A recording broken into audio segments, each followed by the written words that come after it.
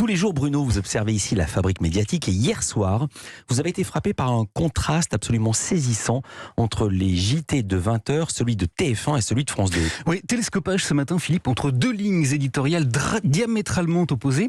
Je vous raconte, dans un JT, pour dire qui on est et à qui on veut parler, il existe en fait deux grands leviers. Le premier, c'est le choix des sujets qu'on décide d'aborder, et le second, c'est l'ordre dans lequel on les traite. On appelle ça la hiérarchie de l'information. Or, bien souvent, dans les journaux de 20h, les lignes éditoriales sont extrêmement proches et les priorités souvent jumelles. Mais hier soir, entre TF1 et France 2, le contraste était spectaculairement fort, une rareté donc. Alors pourquoi ? Eh bien d'abord, parce qu'au 19e jour de la guerre en Ukraine, France 2 avait choisi de délocaliser son JT. De quitter son douillet studio parisien pour aller présenter le 20h en direct depuis une ville toute proche de la frontière polonaise. Nous sommes sur le parvis de la gare de Lviv. Il y a quelques instants, les sirènes ont retenti. Nous avons dû nous réfugier dans un des souterrains de la gare. L'alerte a été levée il y a quelques minutes à peine. Bien emmitouflée dans une épaisse parka à capuche, Anne-Sophie Lapix ne s'est pas contentée de lancer des sujets comme elle le fait habituellement. Non, elle est également partie en reportage sur le terrain afin de montrer ce qu'elle avait vu et ressenti dans cette ville assiégée. Partout des sacs de sable, des herses anti-chars et des filets de camouflage. Ce sont les checkpoints installés aux entrées de la ville. Les policiers qui les tiennent refusent qu'on les filme. Ils multiplient les contrôles de plus en plus musclés. La tension est montée d'un cran. Voilà, tout son journal était donc consacré à la situation en Ukraine. Et au bout de 35 minutes, c'est long à la télévision, Anne-Sophie Lapix a passé le relais à Karine Bast qui, restée à Paris, s'est chargée de présenter la suite des informations que France 2 a nommées comme ceci. À vous, Karine, pour le reste de l'actualité.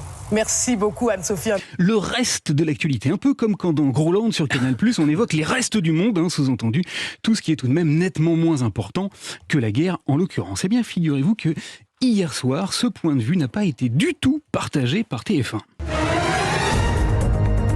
Car la première chaîne avait choisi de s'intéresser, pour sa part, et de manière absolument prioritaire, non plus à la guerre, mais bien aux conséquences de ce conflit. Où ça ? Eh bien chez nous, pardi, ici, en France. Bonsoir à tous et bienvenue. Nous sommes le lundi 14 mars et dans l'actualité ce soir, il y a d'abord le litre de carburant qui repasse sous la barre des 2 € dans certaines stations. Les variations du prix de l'essence ont monopolisé toute l'attention de TF1, qui a donc consacré son sujet d'ouverture. Ils sont tous venus faire le plein.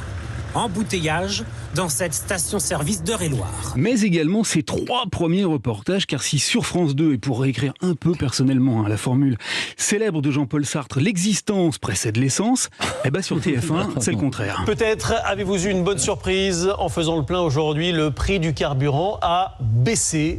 Voilà, alors qu'est-ce que nous dit au juste ce contraste et le choix qu'a fait TF1 hier ? Eh bien, il signe que comme tous les sujets, même la guerre a un délai de péremption, que même lorsqu'elles sont à quelques encablures de chez nous, les situations les plus dramatiques finissent par lasser les rédactions, car elles ne résistent pas à la sacro-sainte loi de la proximité maximale qui veut que pour qu'un sujet soit intéressant pour le public, il faut qu'il soit concernant, Coco. Et voilà pourquoi les centaines de morts et les dizaines de milliers de réfugiés ukrainiens auront donc mis moins de 18 jours à être relégués derrière les prix de l'essence chez nous. C'est surprenant, je ne sais pas, mais c'est en tout cas stratégiquement très payant.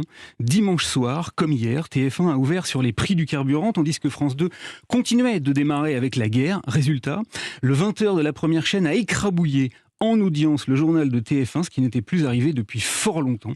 Alors j'ai détourné tout à l'heure de manière absolument scandaleuse Jean-Paul Sartre au sujet de l'essence. Je vais donc le reprendre, cette fois un peu plus fidèlement pour conclure, car vous le savez Philippe, Sartre a également dit « Nous sommes nos choix ». Ça vaut bien sûr pour ceux qui choisissent les contenus des journaux, mais c'est valable également pour tous ceux qui choisissent de les regarder ou pas. Merci beaucoup Bruno Ney, que je ne savais pas à ce point existentialiste. À demain.